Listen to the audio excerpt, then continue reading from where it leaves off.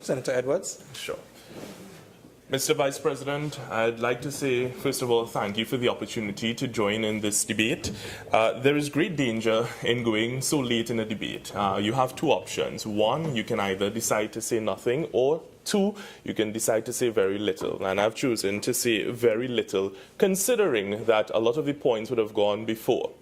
I'd like to start off by putting some context to my short contribution. It would be in respect of looking at once the government decides to borrow from a bank, any lending facility, it stands in such a position that it must engage the public, far less those who are in positions to hold the government accountable. Now, a deficit budget affects every aspect of life in a country, and it has to be seen in more than just dollars and cents. The long-term social impacts should be very concerning to any Minister of Finance or government charged with the responsibility of public spending, or in this case, public borrowing. And likewise, a country's decision to borrow money for debt financing or development projects is without doubt an important one. In Trinidad and Tobago, it's no secret that the current recession that we're facing right now has had adverse effects on the public. You see it in terms of news headlines, you see it in terms of individuals coming forth and expressing how they've lost their jobs and they are in positions where they cannot support their family for whatever reason. And also, we're seeing persons, members of the public, citizens who, yes, they have not curtailed their spending, but nonetheless, all citizens have a role and a responsibility to play in the decision-making process of a government, especially, as I reiterate, when it comes to public spending and national borrowing.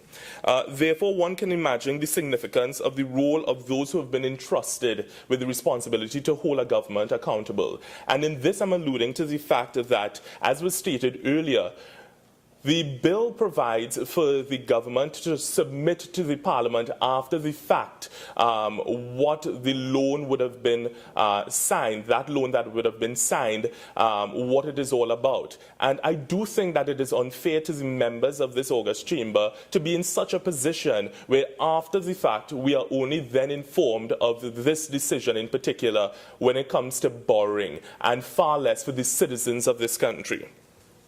Now, a vote in support of a government does not mean an entire vote in support of all of the policies of a government presented and anticipated.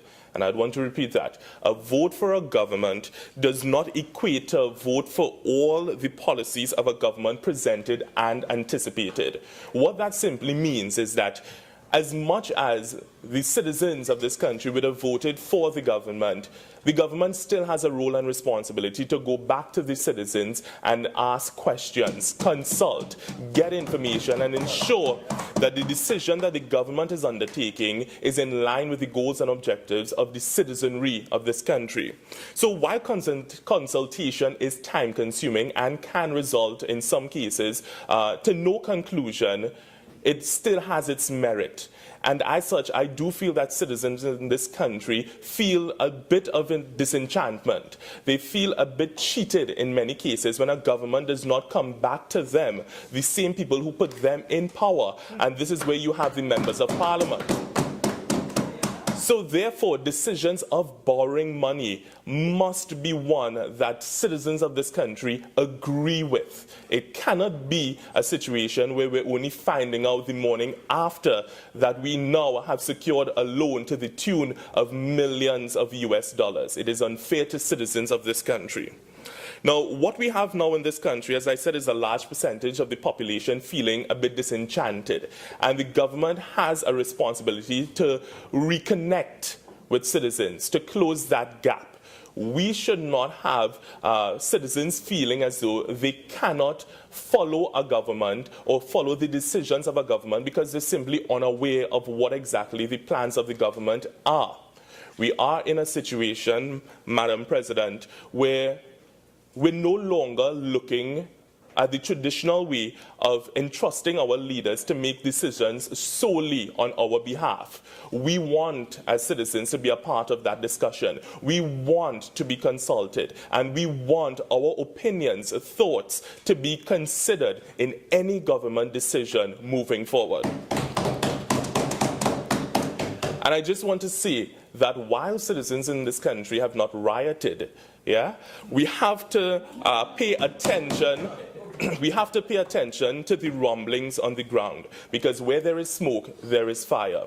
And I do want to caution the government that persons on the ground, they feel as though a lot of the decisions are not in their favor.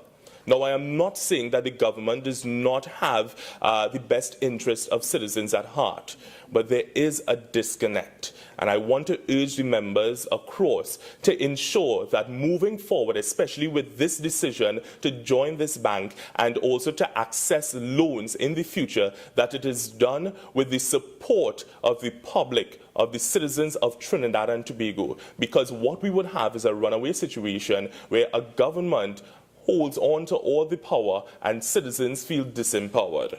So with that, I just want to ensure that the position that I hold is communicated, whereas I am in support of this bill. I truly am in support of it, because I feel as though if it is that we are in a situation, we need to have options at our disposal. We need to have options for financing to ensure that our public deficit is funded in such a way that, who knows, in the future we can have balanced budgets. But at the same time, Madam President, at this point, citizens need to feel confidence in their government. There needs to be that public trust. And it is decisions such as this that the government is provided with an opportunity to ensure that public confidence is restored and maintained. And my final point is that, yes, I do not have any political allegiance. I do not hold a party card. I hold a national ID card. And therefore, I will never, ever wish any government bad or to want to see their collapse. Because at the end of the day, my sanity is at stake. My tax-paying dollars is at stake. My rights are at stake, and the rights of all other citizens of this country. And as such, I do want to wish the government all the success possible, because at the end of the day, we have to live in this country and move on with the business of the citizens of this country and ensure that development takes place. So with those few words, Madam President, I want to reiterate, I do support. However, I want to ensure that the government understands its responsibility moving forward and does not further disenfranchise citizens in this country, or ensure that citizens feel the way that they are feeling now moving into the future. Madam President, I thank you.